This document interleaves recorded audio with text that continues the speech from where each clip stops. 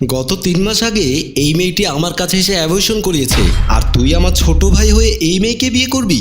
আমি বেঁচে থাকতে এটা কোনোভাবেই পসিবল না। বিয়ের ভরা আসরে চিৎকার করে কথাটা বলল তরুণ ডাক্তার ইরম নাসের। ওর মুখ থেকে হঠাৎ করে এমন অদ্ভুত কথাটা শুনে উপস্থিত সবাই হকচকিয়ে গেল। এমনকি আজকের এই বিয়েতে বর সেজে আসা ইরম নাসেরের ছোট ভাই আহনাফও কেঁপে উঠেছে। আজকে আহনাফ ও মিতুর বিয়ে, একজন আরেকজনকে আংটি বদল করবে। ঠিক এমন সময় বড় ভাই ডাক্তার নাসের উঁচু গলায় বলল, গত 3 মাস আগে এই মেয়েটি আমার কাছে এসে অ্যাবর্শন করিয়েছে। বড় ভাই ডাক্তার নাসিরের মুখে এমন কথা শুনে ছোট ভাই আহনাফ মাথা থেকে পাগড়ি খুলে রেখে দ্রুত উঠে দাঁড়ালো। তারপর উঁচু গলায় বলল, ভাইয়া কি বলছো এসব তুমি? নাসের বলল, যা বলছি তা 100% সত্যি। এই মেয়ে কারোর সাথে আনলিগালি রিলেশনে গিয়ে কনসিভ করেছিল। 4 মাসের প্রেগন্যান্সি অবস্থায় গিয়েছিল আমার চেম্বারে, আমার হাতে পায়ে ধরে রিকোয়েস্ট করে অ্যাবর্শন করিয়েছিল। বড় ভাইয়ের মুখে এমন কথা শুনে মিতুর চোখ মুখ লাল হয়ে গেল। নাসের কিছু বলার আগে এবার তার মেজ বোন প্রিয়া রহমান বলে উঠল, এই বিয়ে ক্যান্সেল, ওঠো এক্ষুনি, আমরা এই বাড়ি থেকে চলে যাচ্ছি। মিতু চোখ লাল করে কান্না করতে করতে মনে মনে ভাবলো, কি সর্বনাশের কাণ্ড, কি ভয়াবহ লজ্জার কথা। ঠিক এমন সময় ওদের সামনে এসে দৌড়ে দাঁড়ালেন নাসেরের হবু শ্বশুর আজমল মাস্টার। তিনি এসে কাঁপা কাঁপা গলায় বললেন, আপনারা শান্ত হন দয়া করে। আমার মনে হয় আপনাদের কোথাও একটা বড়সড় ভুল হচ্ছে। আমার মেয়ে এমন মেয়ে না, মিতু খুব ভালো মেয়ে, লক্ষ্মী মেয়ে বলে ডাক্তার নাসেরের হাতে ধরে কান্নায় ভেঙে পড়লেন। এইদিকে নাসের রাগে মাথা খারাপ হয়ে গেছে। সে নিজেকে সামলাতে না পেরে বাবার বয়সে আজমল হোসেনকে ধাক্কা মেরে দূরে সরিয়ে দিয়ে বলল, নিজের নষ্ট মেয়ের জন্য সাফাই গাইতে আর আমার হাত ধরতে এসেছেন এখানে? লজ্জা করে না আপনার বুড়ো? শিক্ষক হয়েও নিজের মেয়ের চরিত্র ঠিক রাখতে পারলেন না, ওকে বানিয়েছেন নষ্টা। আর এই নষ্টা মেয়েটাকে কিনা আমার ভাইয়ের গলায় ঝুলিয়ে দিতে চেয়েছিলেন। আমি বেঁচে থাকতে কখনোই সম্ভব নয়। এ কথা বলে চলে যাওয়ার সময় মিতু দৌড়ে একটা রুমের মধ্যে ঢুকে গেল, খট করে দরজা বন্ধ করে দিল। মিতুর পেছনে পেছনে সবাই দৌড়ে গেল। অনেক কষ্টে ধাক্কা ধাক্কি করে দরজা খুলে ভেতর গিয়ে দেখলো মিতু ফ্যানের সাথে শাড়ি পেঁচানোর চেষ্টা করছে, জোরে জোরে কান্না করছে। হবু স্বামী নাসের গিয়ে থাপ্পড় মেরে বলল, কি হয়েছে তোমার? এটা কোন ধরনের অসভ্যতা? বাবা মেয়েকে জড়িয়ে ধরে কাঁদতে লাগলো। বড় ভাই ডাক্তার বলল, চলে আসো, এই বিয়ে হবে না। নাসের মনে মনে ভাবলো, এই মুহূর্তে যদি বিয়ে ভেঙে দিয়ে আমরা চলে যাই, নিশ্চয় এই মেয়ে কোনো অঘটন ঘটিয়ে ফেলবে। তার দায়ভার আমাকে এবং আমার পরিবারকে নিতে হবে। ডাক্তার আবার বলল, বলছি না তোকে চলে আসতে? আহনাফ বলল, ভাইয়া বিয়ে আজকেই হবে এবং মিতুকে আমি বিয়ে করব। বড় ভাই বলল, কি বললি তুই? আমার মুখের উপরে কথা, থাকলাম না তোর বিয়েতে। এই কথা বলে বড় ভাই বেরিয়ে গেল।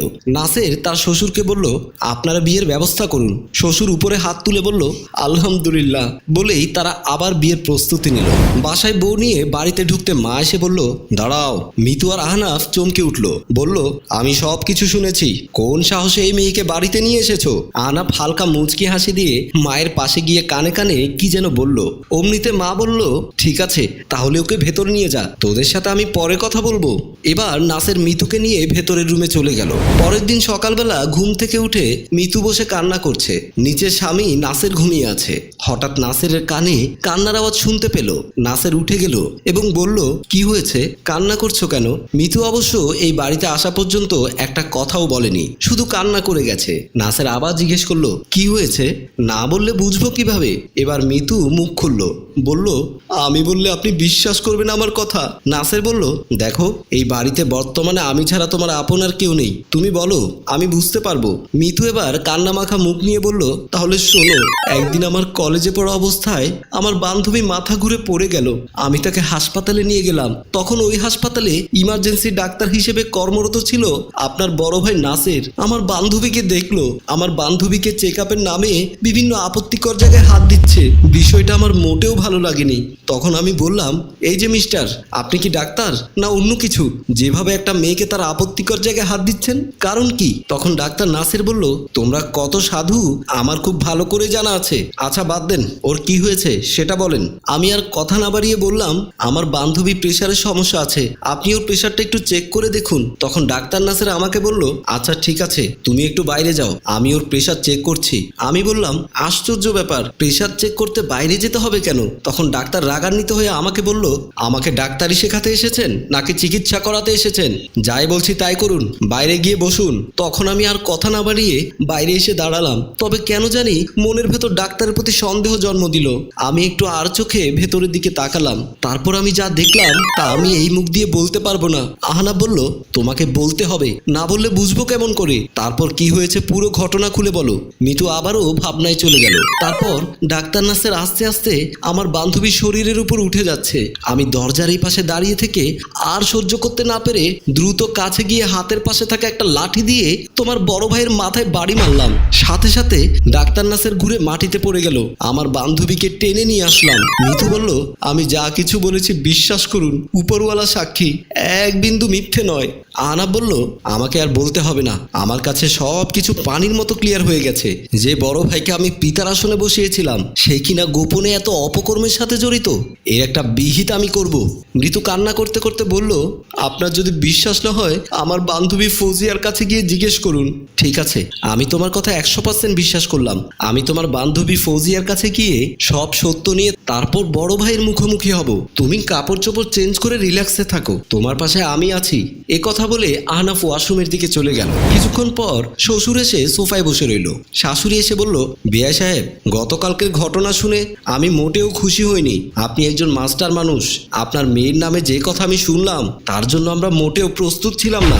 এমন সময় ওয়াশরুম থেকে বের হয়ে আহনাফ শ্বশুরের সামনে আসলো। বলল, আসসালামু আলাইকুম। শ্বশুর বলল, ওয়ালাইকুম সালাম। জামাই, গতকালকে আমি তো ঘাবড়ে গিয়েছিলাম। সঠিক সময়ে যদি তুমি বিয়ের সিদ্ধান্ত না নিতে হয়তো আমাদের বাপ মেয়ে দুজনকে সুসাইড করে মরতে হতো। আব্বাইতে মোটেও ঘাবড়ে যায়নি, বিচলিত হয়নি একটুও। শ্বশুর আজমল হোসেনের কাছে ক্ষমা চাইলো। বলল, যা হয়ে গেছে এর জন্য আমি ক্ষমা প্রার্থী। আমি জানি মিতু এরকম মেয়ে নয়, আমি ওদের দেখিয়ে দেব। আমি ওদের আজগুবি কথায় বিশ্বাস করিনি। আজমল হোসেন সীমাহীন খুশি হলেন। এদিকে আড়াল থেকে সবকিছু মিতু শুনছে। মিতুর মনেও এবার স্বস্তির নিঃশ্বাস আসলো। বাবা বলল, মিতু কোথায়, ওকে একটু ডাকুন। শাশুড়ি ডাকলো, বৌমা এদিকে আসো। মিতু এবার সামনে আসলো। বাবা দাঁড়িয়ে মিতুকে জড়িয়ে ধরলো। আর শাশুড়ি বলল, আজকে থেকে আমার মেয়েকে তোমার হাতে তুলে দিলাম। ও ছোট মানুষ, বয়সে কাঁচা, ওর ভুল ত্রুটিগুলো আপন গুণে ক্ষমা করে দিও, ওর ভুলগুলোকে ধরিয়ে দিও। বেয়াই, আপনি একটুও ভাববেন না মিতু কোনোদিনও আপনার কাছে কোনো অভিযোগ করার সুযোগই পাবে না। হাসি খুশিতে একে অপরকে জড়িয়ে ধরলো। সম্মানিত দর্শক, বড় ভাই ডাক্তার নাসিরের কি বিচার হয় দেখতে হলে দ্বিতীয় পর্বের জন্য অপেক্ষা করুন। ভালো লাগলে লাইক, কমেন্ট, শেয়ার করে অন্যকে দেখার সুযোগ করে দিন। নিত্য নতুন নাটক পেতে চাইলে মিউজিক প্লাস কমেডি হল দিয়ে পাশে থাকুন। ধন্যবাদ। গল্পটি ভাবনায় ও প্রযোজনায় মঞ্জুর মোর্শেদ, পরিচালনায় রেজাউল কবির চৌধুরী, ক্যামেরায় রিমন।